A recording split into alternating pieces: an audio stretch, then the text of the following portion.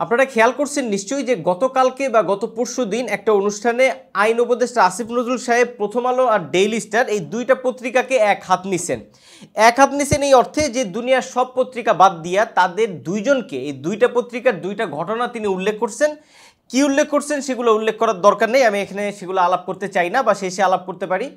এই দুইটা ঘটনা উল্লেখ করে তিনি আসলে যেটা বলতে চাইছেন যে ডেইলি স্টার এবং প্রথম আলো এই দুইটা আওয়ামীপন্থী পত্রিকা, সোজা বাংলায় এই দুইটা পত্রিকার মধ্যে কোনো ধরনের পক্ষপাতহীনতা নাই। তারা আসলে মানে কোনো একটা চান্স খুঁজে আসলে এক ধরনের আওয়ামী বয়ান তৈরি করার চেষ্টা করে।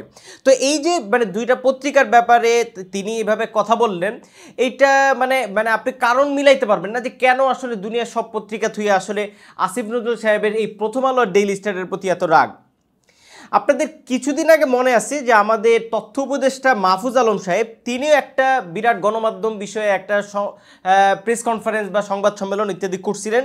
সেখানেও তিনি আসলে তখন তিনি প্রথম আলো এবং ডেইলি স্টার এই দুই পত্রিকার নাম নেন নাই, কিন্তু গত 15 বছরের এইসব হিসাব নিকাশ এইসব নানান কিছু মিলাইয়া বলতে পারি যে এখনও গণমাধ্যম কিভাবে তাদের এগেনস্টে কাজ করতেছে, তাদের জুলাইয়ের অভ্যুত্থানকে কিভাবে প্রশ্নবিদ্ধ করতেছে, জুলাইয়ের অভ্যুত্থানকে আন্দোলন কেন বলতেছে, জুলাইয়ের আন্দোলনকে কেন পট পরিবর্তন বলতেছে, এই ধরনের নানান অভিযোগ ইত্যাদি নানান কিছুই করছেন।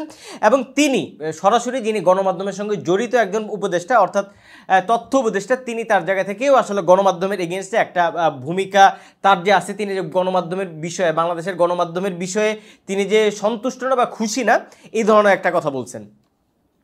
এই সরকারের আরও একজন অন্যতম পাওয়ারফুল ব্যক্তি বা যিনি আমরা বলতে পারি যে সরকারের মুখপাত্র বা স্পোকস পারসন শফিকুল আলম সাহেব, তিনি গতকালকের যে আসিফ নজরুল সাহেব যে অনুষ্ঠানে এই বক্তব্য দিয়েছেন সে একই অনুষ্ঠানে তিনি একটা বক্তব্য দিয়েছেন। সেখানে তিনি বলছেন যে এই যে চলাচলতি যে মব ইত্যাদি হচ্ছে, যে কিছুদিন আগে প্রথম আলোর এগেনস্টে ডেইলি স্টারের এগেনস্টে এই পত্রপত্রিকার সামনে গিয়ে নানা ধরনের যে মব টব ইত্যাদি হচ্ছে, বা হাসনাত আবদুল্লাহ যেরকম থ্রেট দিয়া ওই যে এই টিভির কয়জনকে চাকরি থেকে বরখাস্ত করতে হবে, এই যে মবের থ্রেট দিয়া যে কাজগুলো করতেছিল, এই জিনিসটাকে শফিকুল আলম সাহেব বলছেন যে এটা মব না, এটা একটা প্রেশার গ্রুপ।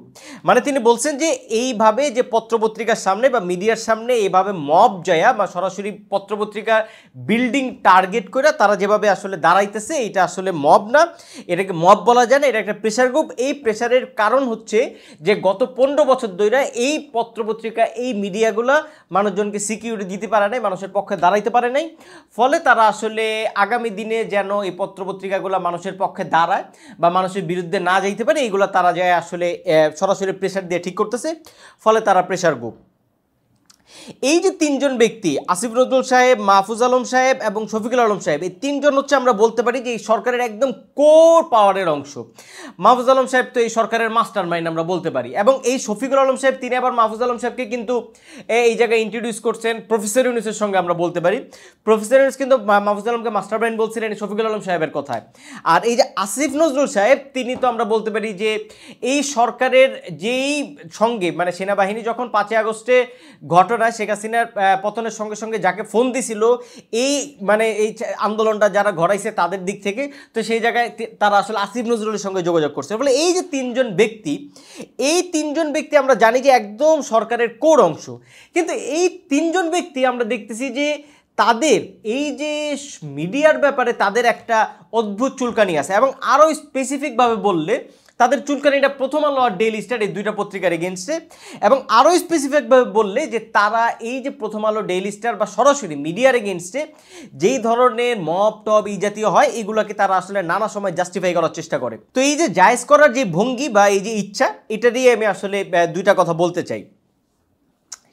এই যে গত 15 বছর ধরে এই যে তিনজন ব্যক্তি বলেন বা যত ধরনের এই সরকারের লোকেরা আছে, তাদের সবার একটা যুক্তি যে পত্রপত্রিকার এগেনস্টে মব বা এই যে এই জাতীয় জিনিসগুলো যে হয়, এই সবার ব্যাপারে তাদের প্রধান বক্তব্য হচ্ছে যে মিডিয়া নিয়ে কোনো কথা উঠলেই, আসিফ নজরুল থেকে শুরু করে এনিওয়ান, এই মিডিয়া নিয়ে কোনো কথা উঠলেই তারা সবার আগে যেটা বলে সেটা হচ্ছে গত 15 বছরের ইতিহাস।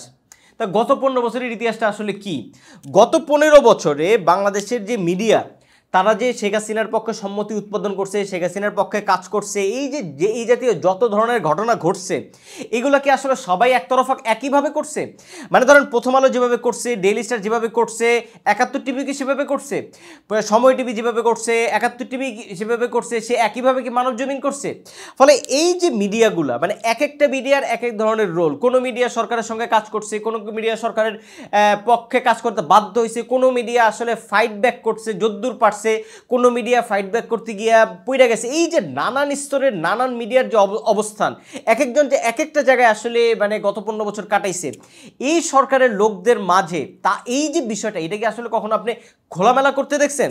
শফিকুল আলমের বক্তব্যে শফিকুল আলম যে জায়গায় বলতেছেন পত্রপত্রিকার এগেনস্টে মব নিয়ে যাওয়া মানে প্রেসার গ্রুপ, শফিকুল আলম নিজে কখনো কি এই জিনিসটা স্পষ্ট করছেন যে না আমরা জানি যে প্রথম আলো এই জায়গাটা করছে, প্রথম আলো অন্তত এইটুকু কাজ করছে, বা ডেইলি স্টারের এইটুকু ভুল আছে, ডেইলি স্টারের এইটুকু ফাইট করছে? তারা যে দায়টা দেয়, এই দায়টাকে তারা আসলে মিডিয়ার এগেনস্টে যেভাবে দেয়, সেম একই ওয়েতে ডিজিএফআই বা যেই সরকারি গোয়েন্দা, যেই সরকারি গোয়েন্দা বাহিনীগুলো আসলে পত্রপত্রিকা মিডিয়াগুলোকে এতদিন ধরে কোণঠাসা করে রাখতো, এই যে ব্যক্তিরা, সরকারের এই যে গুরুত্বপূর্ণ ব্যক্তিরা, তাদেরকে ডিজিএফআই এগেইনস্টে সরাসরি কখনো কথা বলতে দেখছেন?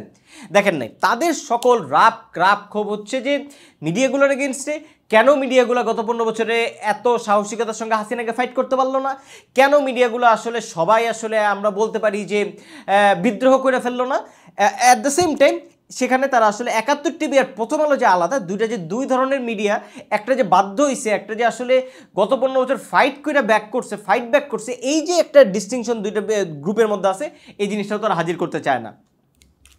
ধরেন এই যে আসিফ নজরুল সাহেবের কথা বলে, আসিফ নজরুল সাহেব কি গত 15 বছরের গত 1.5-2 বছরে যখন আসলে একদম জিনিসটা খুবই সবাই আসলে দেশের মানুষ সরাসরি শেষ 1.5-2 বছরে কিন্তু হাসিনার বিরুদ্ধে আমরা কম বেশি অনেকেই কথা বলতে পারছিলাম। তো এই গত 1.5-2 বছরে আসিফ নজরুল সাহেব কি বঙ্গবন্ধু নামক যেই আইটেমটা তৈরি করা হয়েছিল, এই যে বঙ্গবন্ধু শতবর্ষ বার্ষিকী, এই সেই হাবিজাবি দিয়া, এই বঙ্গবন্ধুর প্রশংসা কি টিভিতে বসে আসিফ নজরুল সাহেব করেন নাই? আমি জুলাইয়ের আন্দোলন শুরু হওয়ার পরে আমি তৃতীয় মাত্রার যে জিল্লুর রহমান সাহেব, তার অনুষ্ঠানে আমি আসিফ নজরুল সাহেবকে বলতে দেখছি যে তিনি কৌশলী হন বা যে কোনো কারণেই হন, তিনি কিন্তু বলছেন যে এটা সরকার পতনের আন্দোলন না, সরকার পতনের আন্দোলন তিনি এটাকে বলতে চান না। আপনারা যদি আমার কথা বিশ্বাস না করেন, আপনারা তৃতীয় মাত্রা খুলে দেখেন। ফলে আসিফ নজরুল সাহেব সরকারের চাপে তিনিও বঙ্গবন্ধুর প্রশংসা করতে পারবেন, বঙ্গবন্ধুর দিয়া মানে হাসিনা যে বঙ্গবন্ধুর বইটা বের করে এই দেশের মানুষের বিরাট বড় উন্নতি সাধন করছে সেগুলো বলতে পারবেন। কিন্তু প্রথম আলোকে আবার ওই যে প্রথম আলো কেন কাউকে বিএনপি পন্থী বললে কাউকে আওয়ামী লীগ পন্থী বলবে না, প্রথম আলোকে আবার এখন তিনি ধরে ফেলতেছেন। একইভাবে আপনি শফিকুল আলমের কথা ধরেন, শফিকুল আলমকে তিনি যেভাবে কাজকর্ম করছেন তার সঙ্গে আসলে লিঙ্কটা কি ছিল? তিনি এএফপির সাংবাদিক, আমরা জানি তিনি বিদেশি সাংবাদিক। এখন আপনি একজন এএফপির সাংবাদিককে তো খেয়ে দিতে পারবেন না। এই যে সাপোর্টটা তিনি পাইছেন, এই সাপোর্ট কি এই যে দেশের এই যে মিডিয়াগুলো আছে, প্রথম আলো বলেন, তারা কেউ পাইছে? প্রথম আলোর যে আনিসুল হককে পালতে হয়েছে, কেন পালতে হয়েছে? প্রথম আলোর যতই কোর্ট বডিতে আনিসুল হক থাকুক না কেন, প্রথম আলো আনিসুল হককে দিয়া গত 15 বছরের সমস্যা সমাধান যেভাবে করার চেষ্টা করছে, মিডিয়াটাকে তার যে কন্টিনিউ করতে হবে, এটা তার একটা কৌশলেরও অংশ। আপনারা এইভাবে দেখতে পারতেছেন না কেন? আপনারা নিজেরা বঙ্গবন্ধুর প্রশংসা করতে পারবেন, বঙ্গবন্ধুর নামে কলাম লিখতে পারবেন, জুলাইয়ের আন্দোলনে বঙ্গবন্ধুর কন্যার পতনের কোনো কথা হয় নাই, এই ধরনের কথা বলতে পারবেন। কিন্তু প্রথম আলো একজন আনিসুল হককে দিয়া যে হাসিনার মতো একটা মহাশক্তিধর ক্ষমতাকে আসলে মানে ট্যাকেল করতে হবে, সেটা আপনারা আবার বিশ্বাস করতে পারবেন না। এই যে ডিজিটাল সিকিউরিটি অ্যাক্ট বলেন বা এই যে আদালত পাড়া সাংবাদিকদেরকে নিয়ে দৌড়ঝাঁপ করানোর প্রসঙ্গ বলেন, মতিউর রহমান সাহেবের মতো বাংলাদেশের সবচেয়ে বড় সম্পাদককে কি হাসিনা আদালতে নিয়ে যাইতে কুণ্ঠাবোধ করছে? হাসিনা কি সেই ধরনের কোনো মানুষ ছিল? বাস্তবতা হলো যে আমরা খুব ক্লিয়ারলি বলতে পারি, সেটা হচ্ছে যে গত 15 বছরের বাংলাদেশের যে মিডিয়া, তাদের কি আমলনামা, সেগুলো আমরা খুব ভালোভাবেই জানি।